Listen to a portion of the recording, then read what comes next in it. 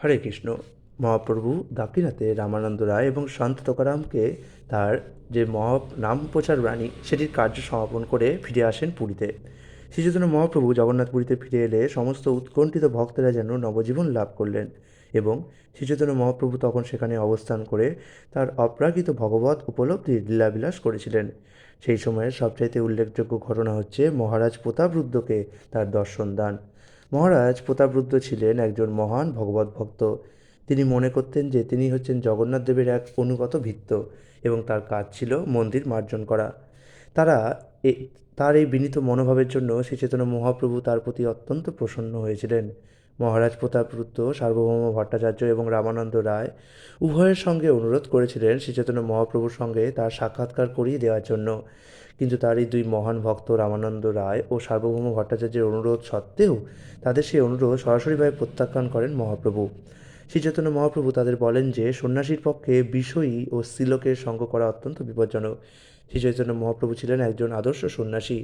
কোনো স্ত্রীলোক তাকে প্রণাম জানাবার জন্য তার কাছে আসতে পারত না। মহিলাদের বসতে দেওয়া হতো মহাপ্রভুর থেকে অনেক দূরে। একজন আদর্শ শিক্ষক এবং আচার্য রূপে তিনি অত্যন্ত কঠোরভাবে সন্ন্যাস আশ্রম পালন করেছিলেন। ভগবান হওয়া সত্ত্বেও শ্রীচৈতন্য মহাপ্রভু একজন আদর্শ মানুষের দৃষ্টান্ত দিয়ে গিয়েছেন। বিভিন্ন মানুষের সঙ্গে তার আচার আচরণ সম্বন্ধে কোনো রকম সন্দেহের অবকাশ ছিল না। একজন আচার্য রূপে তিনি ছিলেন বজ্রের চেয়েও কঠোর এবং ফুলের থেকেও কোমল।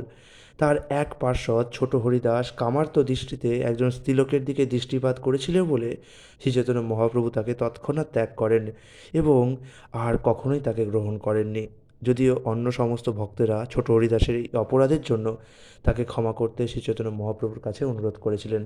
মহাপ্রভুর সংগ্রহ থেকে বিচ্যুত হওয়ার ফলে মনের দুঃখে ছোট হরিদাস আত্মহত্যা করেছিল এবং তার আত্মহত্যার সংবাদ যখন মহাপ্রভুকে জানানো হয় তখন শ্রীচৈতন্য মহাপ্রভু তার সেই অপরাধের কথা ভুলতে পারেননি।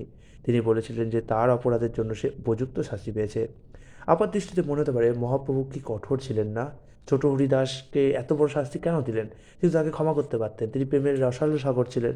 না, যদি কেউ সন্ন্যাসী হয়ে যায় এবং সন্ন্যাসী হওয়ার পর যদি সে বিচ্যুত হয় এবং সেই বিচ্যুত কাহিনী যদি পরবর্তীকালে মানুষ বলে যে ওই দেখো ছোট হরিদাস তো কামার্ত দৃষ্টিতে তিলকের দিকে তাকিয়েছিল এবং সন্ন্যাসী হয়েও এইটুকু ভুলের জন্য সে মহাপ্রভুর কাছে ক্ষমা প্রার্থী হয়েছিল এবং মহাপ্রভু তাকে ক্ষমা করে দিয়েছিল, এরকম দৃষ্টান্ত অনুসরণ করে পরবর্তীকালে মানুষরাও কিন্তু তাই করবে।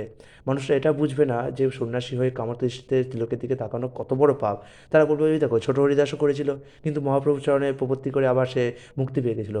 এবং এই ঘটনাটাকেই করে তারা পরবর্তীকালে নিজেদের সপক্ষে যুক্তি খাড়া করবে যে ছোট হরিদাস যদি করতে পারে আমরাও করতে পারি। আমরাও সন্ন্যাসী হওয়ার পর কামার্ত দৃষ্টিতে তিলকের দিকে তাকাতে পারি এবং তাকানোর পরে আমরা মহাপ্রভুর কাছে ক্ষমা চেয়ে নেব এবং মহাপ্রভু তো মহান আছেন। মহাপ্রভু হচ্ছেন আমাদের রসালো প্রেমের সাগর, তিনি আমাদের ক্ষমা করে দেবেন। তো এই দৃষ্টান্ত যাতে অনুসরণ করেন না মানুষ, তাই জন্যে মহাপ্রভু কিন্তু এটা করেছিলেন। আর তাছাড়া ছোট হরিদাস আত্মহত্যা করলেও আমরা জানি আত্মার কোনো জন্ম হয় না, আত্মার কোনো মৃত্যু হয় না। তো আত্মহত্যার পরেও ছোট হরিদাস নিশ্চয়ই কোনো না কোনোভাবে ভগবত ধাম প্রাপ্ত হয়েছিল অথবা আবার পুনরায় তার ভক্তি শুরু করার নিশ্চয়ই কোনো সুযোগ পেয়েছিল। তো যাই হোক, এইভাবে দৃষ্টান্ত রাখা অনেক সময় দরকার হয়ে পড়ে এবং দৃষ্টান্ত আমরা না যদি রাখি তাহলে পরবর্তীকালে সেই একই দৃষ্টান্ত ভুল দৃষ্টান্ত অনুসরণ করে মানুষ নানাভাবে কুৎসা রটাতে পিছপা হয় না। শ্রীচৈতন্য মহাপ্রভু সন্ন্যাস আশ্রমের বিধিবিধানগুলো অত্যন্ত কঠোরভাবে পালন করতেন। তাই যদিও তিনি জানতেন যে মহারাজ প্রতাপরুদ্র ছিলেন একজন অতি মহান ভক্ত, তবুও যেহেতু তিনি ছিলেন একজন রাজা এবং বিষয়ী মানুষ, তাই তিনি তার সঙ্গে সাক্ষাৎ করতে অস্বীকার করেন। এই দৃষ্টান্তের মাধ্যমে শ্রীচৈতন্য মহাপ্রভুর সন্ন্যাসীর আদর্শ আচরণের শিক্ষা দান করেছেন।